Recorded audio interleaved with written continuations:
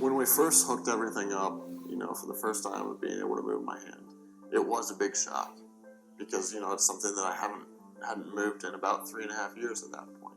And now it's just something that's so fluid. It's just kind of like it was before I had my injury, where I just think about what I want to do, and now I can do it.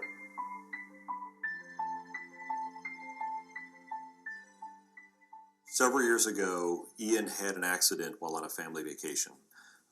He was left quadriplegic from a spinal cord injury. The doctors told me that I had broken my neck, and I had a spinal cord injury at the C5 level, and that most likely I'd be able to move my shoulders around, but nothing else for the rest of my life. With this injury, signals from his brain in the motor cortex area, the area responsible for movement, are intact. But the signals arrive at the injury in the spinal cord and they're completely blocked and can't get to his muscles, so he can't actually do movements. So one of the things we've been working on is deciphering the signals in the brain that are specifically associated with hand movement.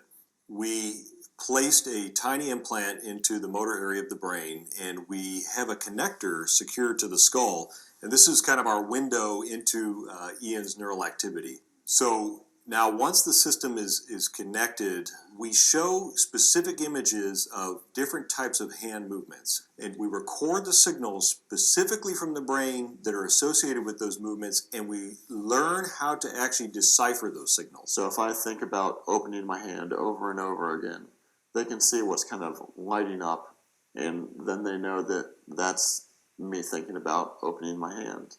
Not only is the patient relearning how to think about movements that they haven't done, in some cases for several years, but also the algorithm or the computer software is adapting and learning as well. And then that computer system is connected to another device that provides signals for the muscles in the forearm that drive hand and finger movements. Without the use of the system and the technology, Ian is not able to grasp objects. But once we connect the system and turn it on, Ian is actually able to open and close his hand. He is also able to pick up objects such as a bottle, and then he's able to switch to a fine pinch grasp just by thinking about it, and he can pick up smaller objects. This is the first time a completely paralyzed person has regained movement just by using their own thoughts. We're in the early stages of development in the lab only, but we hope that one day we can take this technology to the point where it helps people not only with spinal cord injury, but also folks that have experienced a stroke or even a traumatic brain injury. If all the work we're doing can help anybody get more independence back, that's great. I really cherish the independence I had before my injury. So if you can give someone that ability back, it's huge.